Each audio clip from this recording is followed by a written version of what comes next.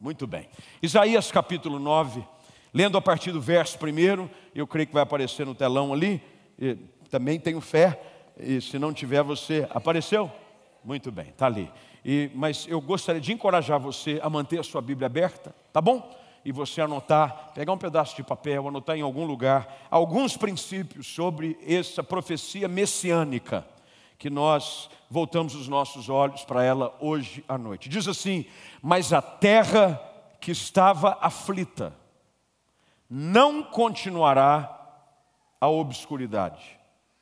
Deus, nos primeiros tempos, tornou desprezível a terra de Zebulon e a terra de Naftali. Mas nos últimos, tornará glorioso o caminho do mar, além do Jordão, Galileia dos gentios. O povo que andava em trevas viu grande luz, e aos que viviam na região da sombra da morte, resplandeceu-lhes a luz. Tens multiplicado este povo, a alegria lhe aumentaste. Alegram-se eles diante de ti, como se alegram na ceifa, e como exultam quando repartem os despojos. Porque tu quebraste o jugo que pesava sobre eles, a vara que lhes feria os ombros, e o cetro do seu opressor, como no dia dos midianitas. Porque toda bota com que anda o guerreiro no tumulto da batalha, e toda veste revolvida em sangue serão queimadas, servirão de pasto ao povo, porque um menino nos nasceu, um filho se nos deu, o governo está sobre os seus ombros, e o seu nome será Maravilhoso Conselheiro, Deus Forte, Pai da eternidade, Príncipe da paz, para que se aumente o seu governo e venha a paz sem fim sobre o trono de Davi e sobre o seu reino, para o estabelecer e o firmar mediante o juízo e a justiça, desde agora e para sempre. O zelo do Senhor dos exércitos fará isto. Louvado seja o Senhor pela sua palavra. Vamos orar mais uma vez. Curva a sua cabeça, feche os seus olhos, por favor. Pai eterno, te damos graças por esse tempo de festa. O nosso coração se alegra, festeja na tua presença, por esse tempo aonde podemos ver o cumprimento da tua promessa na vida de dezenas de pessoas. Que bom é esse santo ajuntamento, aonde podemos chegar e celebrar as tuas maravilhas, cantar os teus grandes feitos. E agora paramos, Senhor, para ao abrir a tua palavra, ouvir a voz do bom pastor, que dá direção ao seu rebanho. Ministra sobre nós nessa noite. Abra os nossos olhos, que o nosso entendimento seja esclarecido e que saiamos daqui impactados, transformados, renovados pelo poder inconfundível e inigualável da tua santa palavra. Assim oramos no nome bendito de Jesus Cristo. Amém e amém. Glória a Jesus. Assente-se, por favor. Quem aqui é pai e mãe? Quem aqui é pai e mãe? Levanta a mão. Pai e mãe, pai e mãe. Eu não sei quanto a você, eu sou papai também. Eu tenho duas meninas lindas. Puxar a mãe, Deus é bom. Eu me lembro claramente quando a minha esposa estava grávida, das duas, não as duas ao mesmo tempo. Elas têm uma diferença de 2 anos e 2 meses. Mas eu me lembro de quando, pela primeira vez, estávamos esperando o nascimento da nossa primogênita. E aqueles dias que antecedem a chegada são dias tomados assim de uma ansiedade quase que incontrolável. A gente fica, não é? Que agora a barriga endurece, começa a ter contração. E tem uma situação interessante, mas fica para outro dia. Os curiosos morrerão de tanta curiosidade. Não vou contar hoje, mas outro dia. Os curiosos. Mas eu me lembro a expectativa gerada pela chegada dos filhos. Quando você começa a se preparar, você começa a fazer enxoval, você começa a pensar em como vai decorar o quarto. Você começa a pensar no carrinho que tem que comprar, e você começa a pensar no Moisésinho que você tem que levar, e você começa a pensar em algumas coisas que são geradas por expectativa da chegada de um filho. Se no nosso coração isso acontece, e é natural, e é bom que aconteça, é uma ansiedade gostosa de você ver pela primeira vez o seu filho, a sua filha, e tomá-lo nos braços pela primeira vez. Imagine você a expectativa de um povo que durante séculos ouvia sobre a vinda de um Salvador. Durante toda a geração, a expectativa que existia é de que um Messias viria. Não era um nascimento esperado como o de todos nós, dentro da nossa família. Era um nascimento diferente. Nascimento diferente porque aquilo que esse nascimento produziria era algo sem precedentes e que jamais novamente aconteceria na história. Profetas falavam sobre esse dia. As pessoas conversavam, cantavam. Salmistas escreviam a respeito daquele que seria o prometido, o enviado de Deus, aquele que viria e mudaria a história de uma nação. Esse capítulo que lemos se encontra dentro dessa expectativa. Uma expectativa gerada num momento de dificuldade para Israel. Quando você volta os olhos para a palavra, e a orientação que eu te dei de manter a Bíblia aberta é muito importante, porque se você ainda não está acostumado a me ouvir, vai se acostumar a saber de que eu prego com a Bíblia aberta, e eu sou um pregador expositivo, e eu gosto sempre de voltar à Bíblia. No final do capítulo 8, capítulo anterior ao que lemos, você vai ver de que a profecia dada ao momento em que o povo atravessava era essa: eles olharam para a terra, ou olharão para a terra, e a angústia, a escuridão e as sombras de ansiedade eram lançadas sobre densas trevas. O problema do povo é um problema que havia sido gerado pela desobediência. Aliás, a desobediência sempre gera problema. Gera problema em casa. Quem já desobedeceu pai e mãe aí? Confessa teu pecado. Não tem um filho, meu, que nunca desobedeceu um pai e uma mãe. Não tem jeito. Parece que é da nossa natureza, não é? Mesmo quando a gente não quer, parece que é mais forte que a gente. A desobediência sempre gera confusão dentro de casa.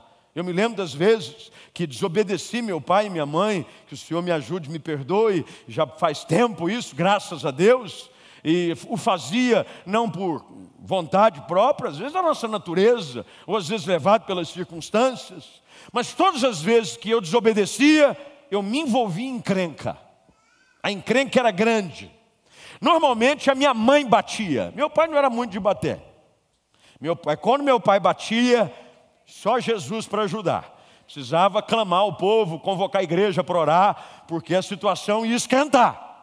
Mas a minha mãe, às vezes que eu desobedecia, ela tinha um hábito de bater. Eu e meu irmão, saudoso irmão Cláudio, falávamos dele hoje à tarde, e eu e meu irmão, a gente aprontava muito. Diferença de idade, 1 ano e 2 meses eu e o Cláudio tínhamos. E às vezes as bagunças eram causadas assim em comum acordo. E às vezes as bagunças e as desobediências geravam uma punição. Normalmente a punição a gente já sabia qual era. Como meu pai, muito atarefado com as coisas da igreja, nem sempre estando em casa, as tarefas do dia a dia o consumiam intensamente, normalmente sobrava para minha mãe nos corrigir. Mas minha mãe batia, mas não doía. Mas a gente não podia deixar ela descobrir que não doía. Porque se ela descobrisse que não doía, ela ia acionar o chefe. E aí ia estreitar. Então eu combinava com o Cláudio, se doer, chora. Se não doer, chora também. Chora de qualquer jeito. Simplesmente ela batia com chinelo, assim, aquela chinelada que você fazia, ai mãe, sabe? Mas normalmente a desobediência nos colocava nessa situação. Quando a gente fala da desobediência nesse aspecto familiar, ela é séria, mas ela é ainda mais séria quando ela envolve aspectos de eternidade. O problema do povo é que eles viviam em constante desobediência. E por causa da constante desobediência, eles viviam em constantes problemas. E agora, diante dessa situação, a desobediência gerara aquilo que também é característico da desobediência: trevas profundas. Desobediência gerou escuridão. E em meio a esse cenário, sem nenhuma expectativa, vem então uma palavra de esperança. Deus tem sempre uma palavra de esperança para aqueles que se encontram em meio às trevas. Aqueles que porventura enveredaram-se pelo caminho da desobediência, Deus tem sempre uma palavra de esperança. A palavra de esperança agora liberada e registrada pelo profeta Isaías é essa: um povo que estava aflito. Eu não sei você, mas uma das piores coisas que existe é estar debaixo de aflição. A aflição tira e rouba a nossa paz. A desobediência e o pecado que havia encontrado espaço dentro da nação gerara essa realidade. Uma terra aflita. Eu conheço muita gente aflita. Talvez você seja uma dessas pessoas hoje à noite. Uma pessoa aflita. Aflita por conta de algumas decisões e escolhas insensatas do passado. Aflita porque você decidiu caminhar numa direção em que não é a direção que Deus tem para a sua vida, e você o sabe muito bem. Você anda aflito. O que fazer e qual é a solução de Deus para as aflições do homem? Quando chegamos nessa época do ano, e você já deve ter, se esse é o hábito familiar, muitas famílias não têm o hábito de decorar a sua casa, colocar algumas luzinhas, se esse é o seu hábito, colocar uma árvore de Natal ou algo parecido. Você começa a preparar-se para o Natal. Mas o Natal é muito mais do que uma data aonde paramos para comer um cardápio diferente, trocar presentes e celebrar algo que acontece apenas uma vez no ano. O Natal é a resposta de Deus para a aflição do homem. O Natal é a resposta de um Deus que vê uma terra aflita, não só em Israel, mas a terra do coração de muitas pessoas. Deus olha para nós e diz: eu vejo aflição, e as boas novas de um nascimento que gera esperança precisa chegar ao coração das pessoas. Que tipo de esperança é essa que nasce? É uma esperança que nos tira das nossas escuridões. Eu conheço gente que tem medo de escuro, talvez esse seja o seu caso. Eu conheço gente que não dorme de luz apagada. Ele dá um jeito, ele deixa a luz da cozinha acesa, ele deixa a luz do corredor acesa, porque o simples fato de saber de que está na escuridão o aterroriza. Até mesmo porque a escuridão, as trevas, e os cientistas definem escuridão da seguinte maneira: ausência de luz. A escuridão, ela tem intensidades diferentes. Quanto menos luz, mais escuridão. E tem gente que por conta da escuridão tem as suas fobias e os seus medos intensificados. Até porque a escuridão faz-nos andar mais lentamente. É só acabar a luz da sua casa e você vai perceber como você vai se encontrar numa situação de vulnerabilidade. Você estava fazendo as coisas, é assim ou não é? Você está com a luz acesa, se a senhora está cozinhando, se o senhor está fazendo alguma coisa, estamos num ambiente como esse, iluminado, todo mundo consegue ver o que está acontecendo, mas quando acaba a luz, você faz o quê? Paralisa. Você já começa a palpar, você já começa a querer se nortear, porque as trevas produzem na nossa vida uma sensação de insegurança. As trevas produzem na nossa vida uma sensação de medo. Normalmente, pessoas que andam por lugares onde já estão acostumadas a andar, não o fazem se lá estiver escuro. Aí eu passo por lá, mas enquanto é dia, de noite eu não tenho coragem de passar lá. Porque as trevas produzem esses sentimentos em nós: insegurança, medo, perigos. Essa é a razão pela qual o príncipe desse mundo, Satanás, tem um objetivo constante na vida de pessoas. O apóstolo Paulo, quando escreve a sua primeira carta, aliás, a sua segunda carta, à igreja em Corinto, no capítulo 4, verso de número 4, ele diz qual é a estratégia do diabo. Ele diz: o Deus deste século cegou o entendimento dos incrédulos, para que não resplandeça a luz do evangelho da glória. A estratégia do diabo é deixar as pessoas no escuro. A estratégia do diabo é nos deixar aflitos. A estratégia do diabo é fazer com que o pecado produza essa sensação de impotência.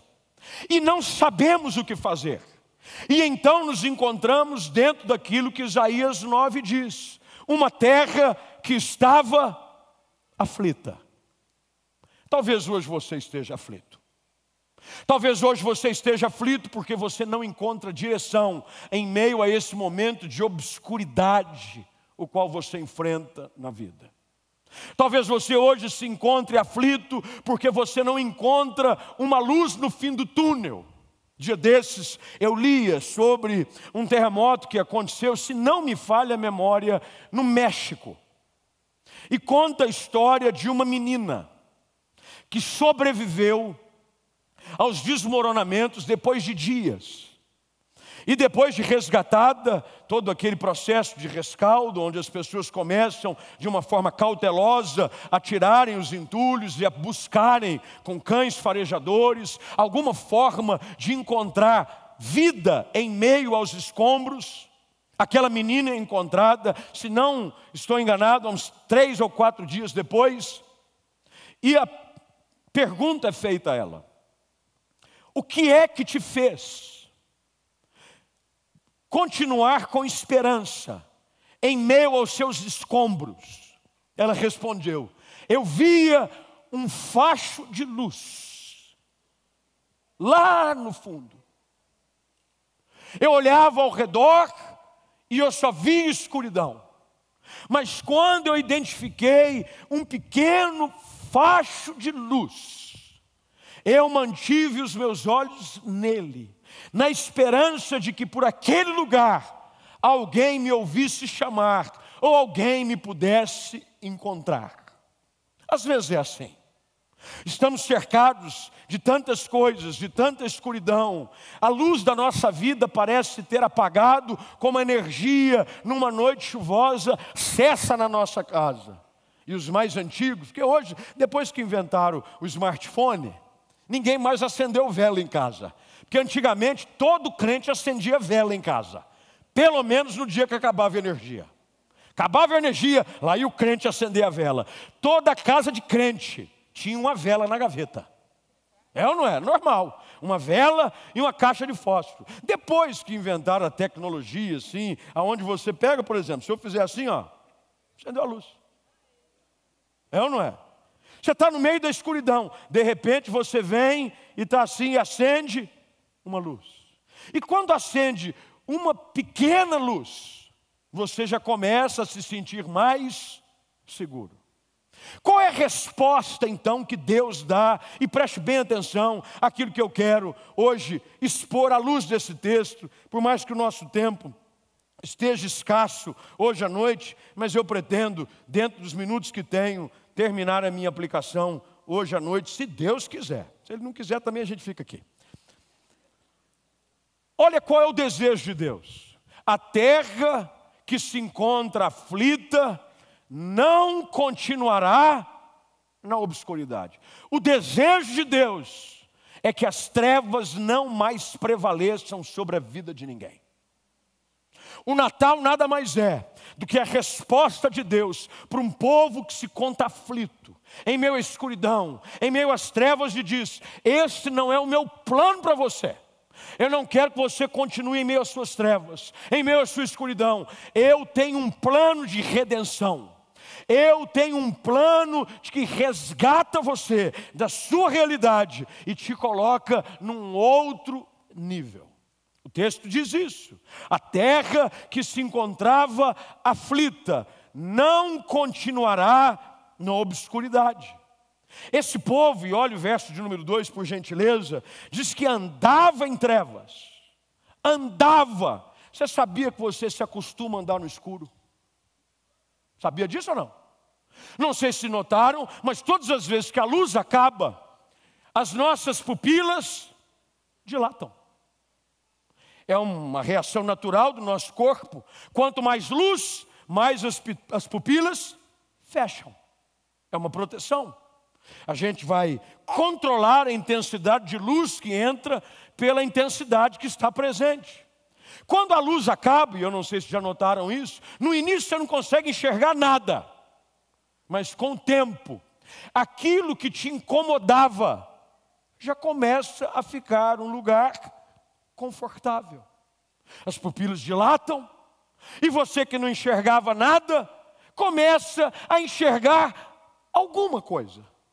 E por enxergar alguma coisa, você começa a andar em meio às suas trevas.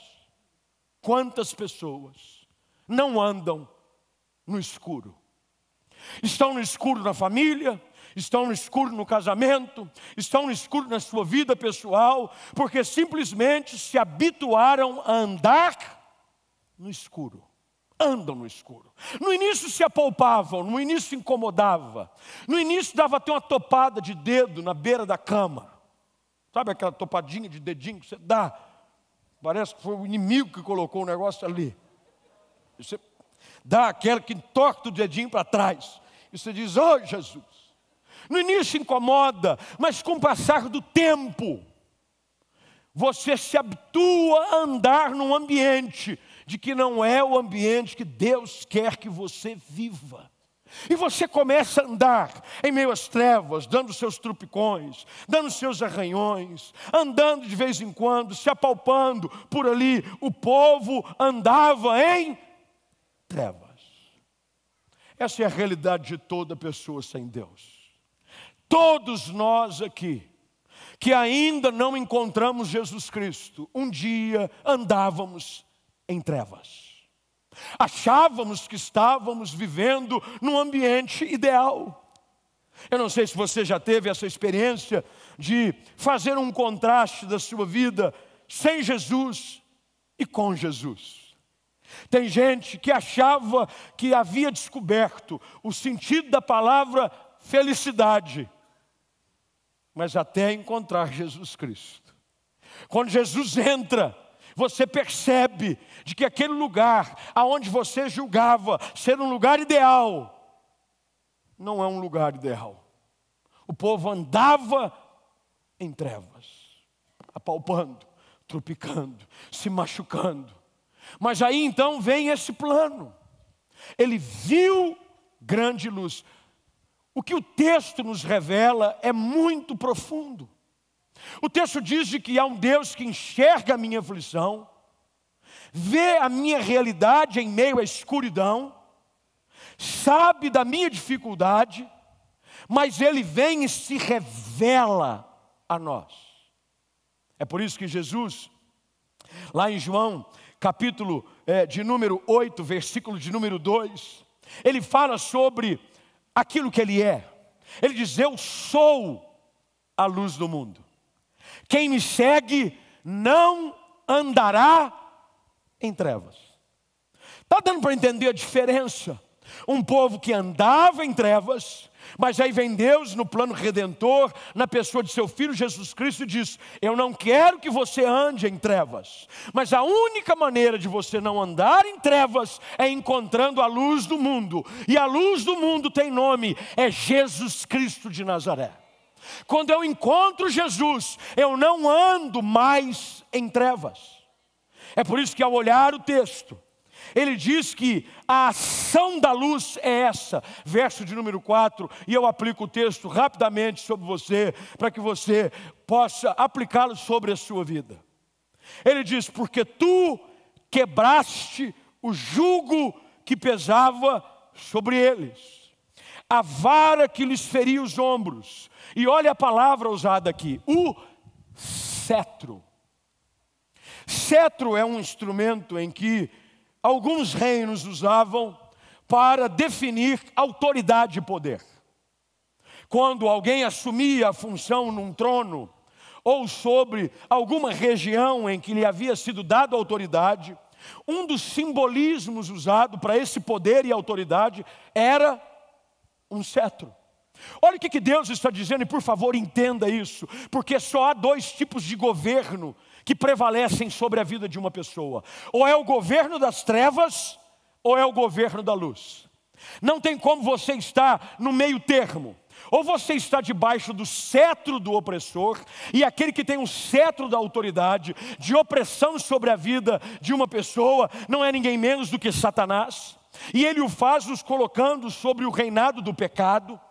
O pecado vem e te escraviza num reino de dor, de tristeza, mas aí vem Deus e diz, o poder do nascimento de Cristo, o plano de redenção, produz exatamente isto, o jugo. Jugo era aquilo que era colocado sobre os animais. Um animal era normalmente colocado ao lado de um outro animal mais experiente, e que já conhecia o trajeto e o trabalho, e esse animal que estava ao lado do outro animal mais velho, normalmente o líder, levava a direção que o outro ia. Isso quer dizer o seguinte, por mais que o outro animal quisesse fazer outro percurso, ele não conseguia, porque debaixo do jugo, o líder o levava, ele o conduzia. O pecado produz exatamente isso. O jugo da opressão, do pecado, te coloca numa situação onde talvez você já tenha dito a respeito de si próprio. Aquilo que o apóstolo Paulo escreve à igreja em Roma. O bem que eu quero, esse eu não faço. O mal que eu não quero, esse eu acabo fazendo. Porque debaixo do jugo da servidão dessa autoridade, cujo cetro vem reinando sobre a vida de pessoas, te impossibilita de viver uma vida plena e intensa para Deus. Mas aí Deus vem na figura de seu Filho bendito Jesus Cristo. Um nascimento tão esperado para dizer, Ele tem o poder de quebrar o jugo, o cetro, a autoridade, a luz resplandece e dissipa toda a escravidão. Isso é maravilhoso, isso é tremendo, é isso que faz com que nós preguemos com tanta intensidade, com tanta paixão. É por saber de que por mais que você hoje se encontre em meio às densas trevas, Jesus te ama a tal ponto de encontrar você e dizer, eu tenho o poder de quebrar o jugo. Quando ele fala aos seus discípulos e tantos quanto o ouviam, na ocasião do registro de Mateus 11, 28, onde ele diz que deveriam ir a ele todos aqueles que estavam cansados e sobrecarregados, porque ele os aliviaria. Tem gente querendo encontrar luz numa religião, são luzes falsas. Tem gente querendo encontrar luz num estilo de vida, é uma luz falsa. A única luz verdadeira que pode brilhar e dissipar toda e qualquer escuridão, e com a autoridade que ela tem, quebrar todo o cetro opressor, é a luz de Cristo. Só Jesus. O Natal vem e nós precisamos, como igreja, resgatar a mensagem e anunciá-la em todos os cantos, de que nós não celebramos luzinhas piscando. Quem já percebeu? Tudo por luzinha. Apesar que as contas estão altas, a crise da luzinha pegou. Lá onde eu moro, no condomínio que eu moro, tem poucas casas com luzinha. Até uns anos atrás o pessoal iluminava. Até a gente está aqui na economia da luz esse ano, eu percebi. Antigamente tinha luz aqui, lembra? Antigamente botava uma luz aqui nos degraus, né, pastor Marcos Lucas? Botava luz aqui, até o pastor ficava iluminado, pendurava os negócios nele, tudo iluminado. A verdadeira luz que nós anunciamos não é essa, que depois de um certo tempo, quando você já cansa, você começa a recolher as fitas de LED. E você começa a colocá-las nas caixas, e armazená-las em algum canto, em algum armário, em alguma gaveta, que você só vai buscar quando o período natalino surgir no ano seguinte.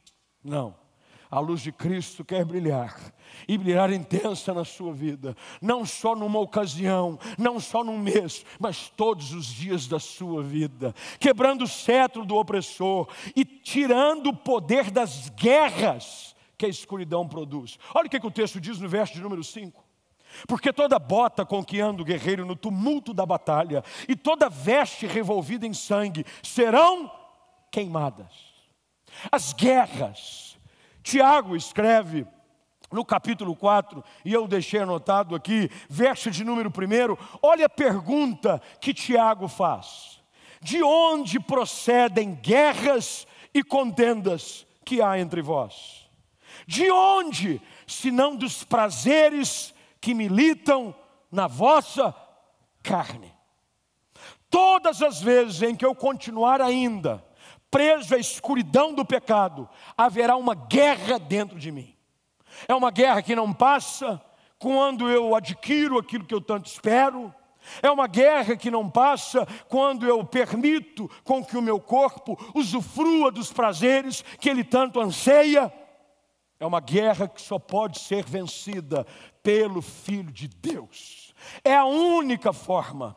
E o texto sagrado vem anunciando, com essa profecia messiânica, que Jesus vem para quebrar o cetro, para dissipar as guerras. E Ele vem produzir aquilo que só a sua pessoa pode produzir. Olha o que a presença de Jesus produz. Verso de número 6. Um maravilhoso conselheiro. Você já não mais está entregue às inclinações da sua vida. Há um Deus que te guia.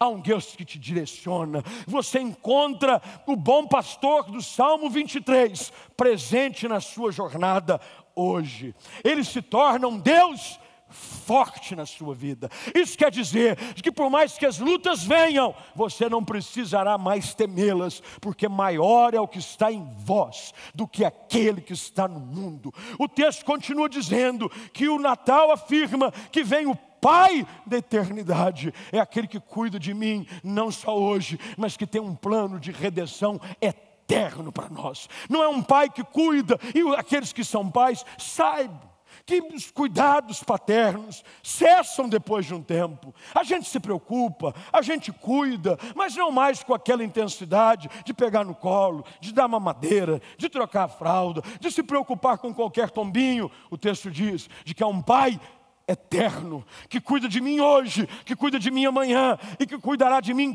todos os dias. E olha que coisa fantástica, ele diz que o Natal apresenta um Jesus que gera paz. Ele é o príncipe da paz, a paz que o mundo não pode dar, a paz que excede o entendimento. Quando o Natal vem, é Deus dizendo: quando eu dissipo as trevas, eu produzo tudo isso na vida de uma pessoa. Aí as pessoas dizem assim: mas como é que isso vai ser feito? Mediante justiça? Mediante força? Ele diz como será feito: o zelo do Senhor dos exércitos. Você sabe o que isso quer dizer? É a preocupação de Deus com você. Deus se preocupa com você hoje à noite.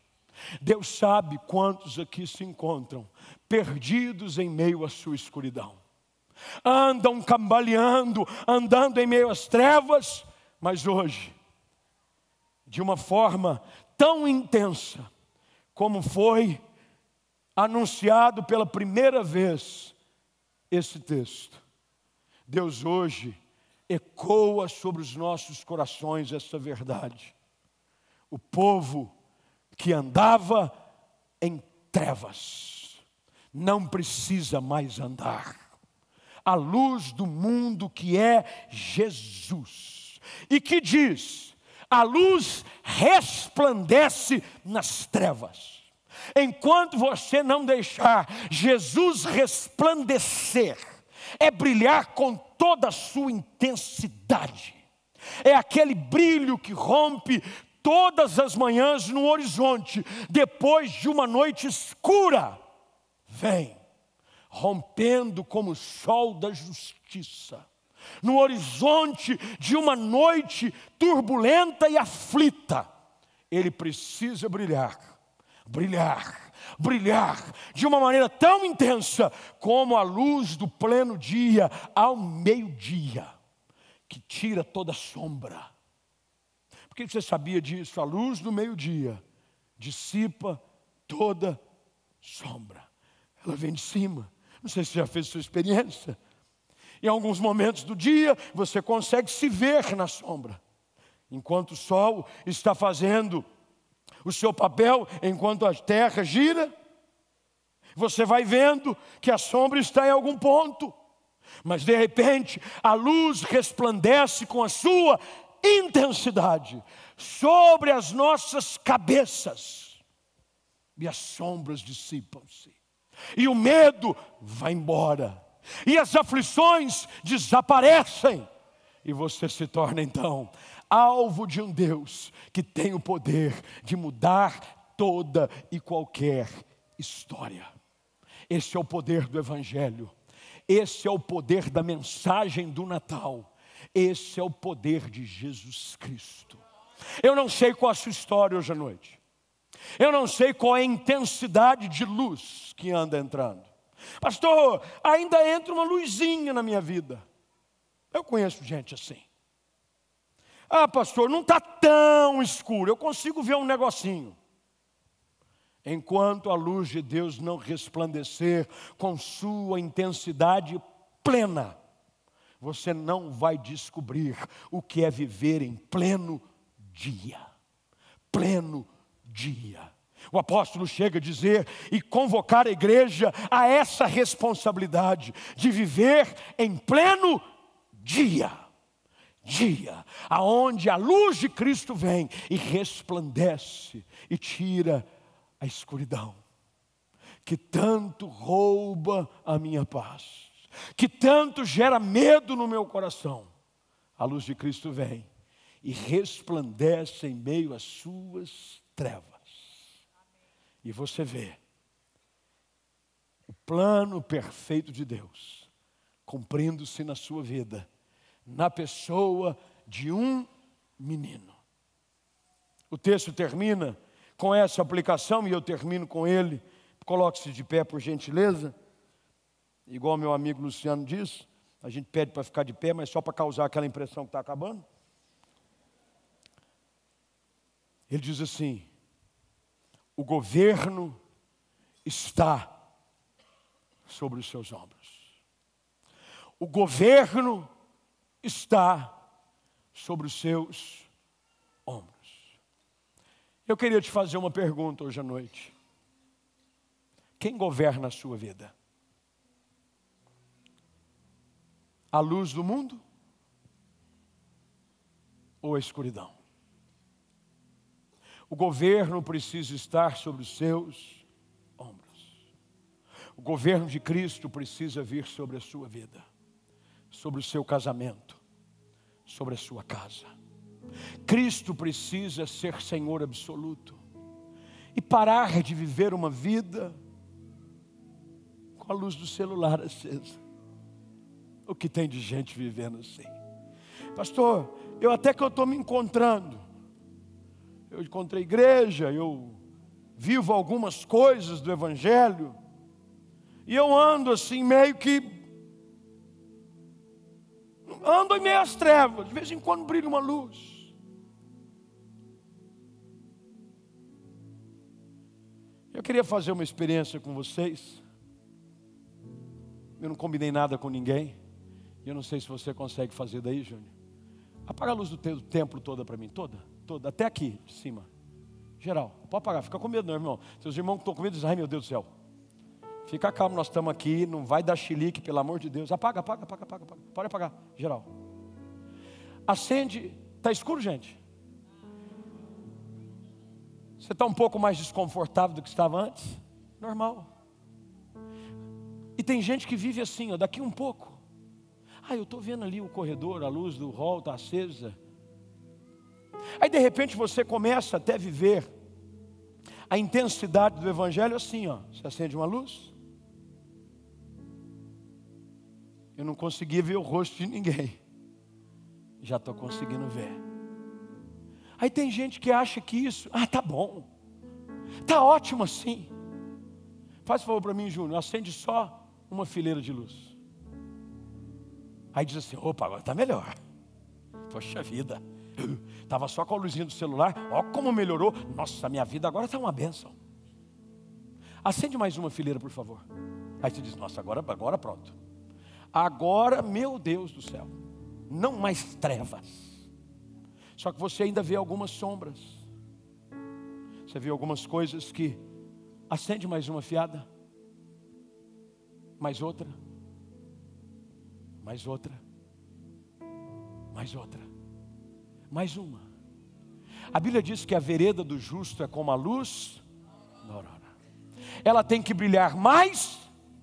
Jesus precisa dissipar todas as trevas. Acende tudo, acende tudo, acende tudo, acende tudo, acende lá embaixo. Olha a diferença. Se eu posso viver essa vida, por que eu vou me acostumar com aquela no escuro?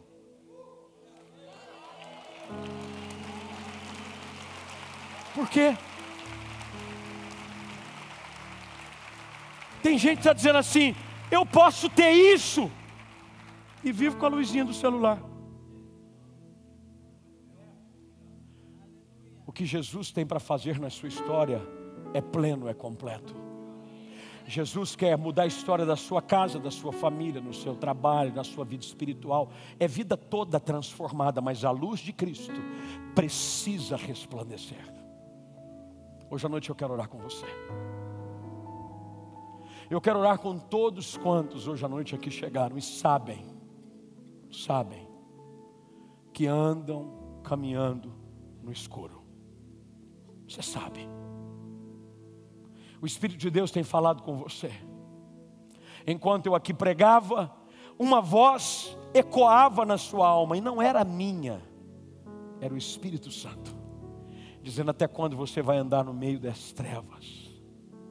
Se eu tenho o poder de tirar toda aflição, se eu tenho o poder de tirar você da obscuridade, se eu tenho o poder de quebrar o cetro do opressor, se eu tenho o poder de dissipar todas as guerras, se eu tenho o poder de estabelecer um governo perfeito sobre a sua vida. Querido, hoje Jesus governa absoluto, ou Ele não governa? Queremos dar algumas legalidades para que Cristo interfira. E é por isso que existem alguns cantos da vida que permanecem escuros. E geram aflição, e geram dor, e geram desconforto. Aí Jesus diz assim, eu sou a luz do mundo. Aquele que estiver em mim, as trevas não prevalecerão. Eu sou a luz do mundo. E olha que coisa interessante. A vida estava nele. E a vida era a luz dos homens. Eu quero orar com você. Você vai curvar a sua cabeça, vai fechar os seus olhos. E eu quero fazer um convite a você hoje à noite. O restante da sua semana, o restante da sua vida, depende da sua decisão hoje à noite. Uma decisão de finalmente pedir para que a luz de Cristo resplandeça sobre a sua vida. Mas de que forma isso acontece? Jesus é tão maravilhoso, de que numa noite como essa, as Escrituras afirmam de que Ele está presente. E para que isso se torne uma verdade na sua vida, a única coisa que você precisa fazer é dizer, eu preciso de Jesus Cristo. Eu preciso de Jesus na minha vida. Eu preciso de Jesus no meu casamento. Eu preciso de Jesus lá na minha empresa, porque eu tenho alguns relances de luz, mas eu não vivo na luz. Eu me encontro às vezes como essa ilustração, até consigo me virar na escuridão, mas eu não vivo essa clareza.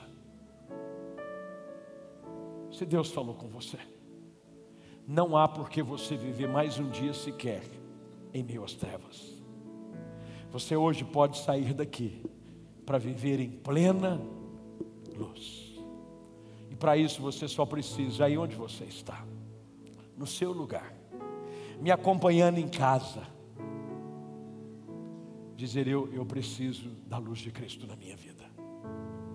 Aí no seu lugar, se você é uma dessas pessoas, você vai levantar uma das suas mãos e vai dizer: eu preciso, pastor, eu preciso. O Senhor vê as suas mãos.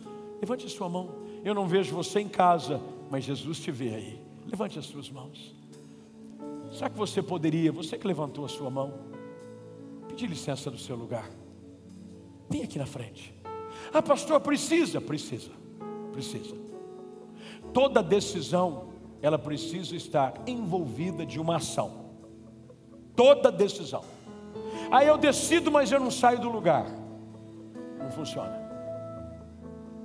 Quando você sair do seu lugar, você está te dizendo para Deus: eu quero a luz de Cristo resplandecendo na minha vida. Tem casais aqui que precisam vir. Você conhece a Cristo, mas você ainda não deixou a luz de Deus resplandecer no seu casamento. Hoje é a noite. O verdadeiro Natal não vai ser de 24 para 25.